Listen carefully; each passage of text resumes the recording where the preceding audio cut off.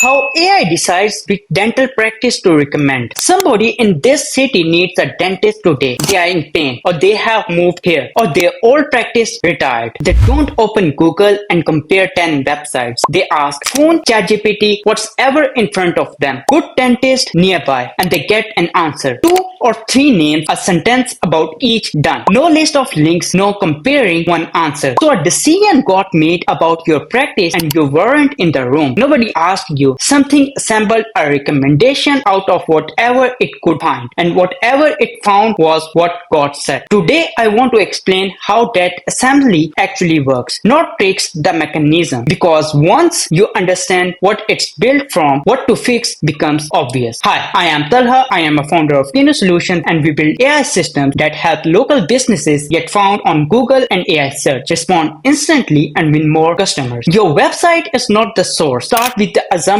almost everyone has, because it's the one that has to go. The intuition is AI recommended that practice, so it must have read their website and been impressed. That's not how it works. When these systems answer a question about a business, the business own website is a small slice of what they draw on. The large majority comes from everywhere else. Reviews, directories, health portals like Yamada or Doclib, forums, local coverage. Anything written about the practice by somebody who isn't the practice. And when you think about it from the machine side, that's the only sensible design. Every dental website in Germany says the same 4 things: modern equipment, gentle treatment, experienced team, a relaxing atmosphere. All of them say it. None of it distinguishes anything. It carries no information because no practice has ever written the opposite. What carries information is what someone said who had nothing to gain. That's why the weight sits outside your domain. There is a research pointing the same way. A HRF studied 75,000 brands and found mentions of a business elsewhere on the web correlate roughly 3 times more strongly with AI visibility than backlinks do. Caveat: because it matters. That's correlation, not proof. Strong practices might earn both mentions and recommendations for the same underlying reason. The researchers say this openly. Treat it as a map of where the evidence points, not a lever you pull. What a review actually is to a machine. Second thing to understand, and this is where most practices are quietly losing. You probably think of reviews as a score. 4.6 stars. Nice numbers. Put it on the website. To a system generating an answer, a star rating is almost useless. It can tell you people are broadly satisfied. It cannot produce a sentence. Now think about what these systems actually need to say. Someone asks for a dentist who is good with anxious patients. Someone asks about patients with dental anxiety or dentures. To answer that, the system needs language. Someone who wrote about being nervous and being handled well. That's what a text review is. It's not praise. It's raw material. It's the only praise where the specific things your practice is genuinely good at exist in words that aren't your own marketing. And here's the uncomfortable arithmetic. A practice with 400 silent 5-star ratings and 11 written reviews is to the system a practice about which almost nothing is known. Meanwhile, the practice down the road with 90 reviews where patients describe what they came in for is highly richly documented. Same quality of dentistry, completely different visibility. The difference isn't care, it's that one of them asks. Contradiction is worse than absence. Third mechanism, and this is the one that surprises people. These systems constantly encounter conflicting information about a business, and your website says office hours until 6 p.m. Your Google profile says 5 p.m. A health portal has a treatment focus you dropped 3 years ago. Some directory still lists the address form before you move. The system resolves that by going with whichever version appears most often. Frequency wins. 2 consequences. First, the version that wins might be wrong, not because anyone lied, but because the outdated one is repeated across more places than the corrected one. You updated your website. You didn't update the 6 directories that copied it in 2019. Second, and worse, contradiction reduces confidence. When the signals disagree, the system becomes less willing to take an answer on you. You don't just get one detail wrong. You become a less reliable source overall. And reliability is what recommendation is built from, which produces a genuinely bad outcome. Not being recommended costs you a patient who never knew you existed. Being recommended with wrong opening hours sends someone to a locked door, and they blame you and they never tell you where they got the information. The recency effect. Fourth thing, briefly, because it's real but smaller than people claim. Content these system sites use newer than what ranks in ordinary search, not dramatically but consistently, and it compounds. The practical version for a practice, reviews reviews from this year matter more than reviews from 2021. And the practice whose online presence has been static since 2022 gradually stops registering as active. There's something almost unfair in that. 11 years of quite excellent work with nothing changing online reads to a machine being as indistinguishable from closed. Longevity used to be the mode. Now longevity with no recent signal is just silence. Now put those four together and notice what they add up to. Everything that decides this is of your website. Reviews you didn't write. Listings you don't control. Recency you can't fake retroactively. That sounds like bad news. It isn't. And here's why. None of it can be bought. There's no package, no agency retainer, no clever page rewrite that manufactures 300 pages describing their treatment. The old game rewarded whoever spent most on SEO. This one rewards whoever actually reads people well and then asks them to say so. For a good practice that's been quietly under-marketed for a decade, that's the most favorable shifts in years. You already have the thing that's hard to get. You just never collected it. So in order, make everything agree. Website, Google profile, your meta, doclib, every directly carrying your details. Same hours, same address, same key areas. One afternoon of unglamorous work and it's the single highest value are in this video. Then start collecting language. Ask patients for reviews systematically rather than when someone remembers, and ask in a way that gets sentences, not stars, what they came in for, how it went, continuously, not in one burst. Then make sure people can reach you, because all of this only matters if the person who gets recommended can actually get through. An inquiry at 8 p.m. or an appointment request on a Sunday that goes unanswered until Wednesday is a patient the system handed you and you dropped. The last part is what we built at Kino Solutions. Chat and phone that answer in German, around the clock, GDPR compliant. But do the first two whether you work with us or not. They cost nothing and they are most of the result.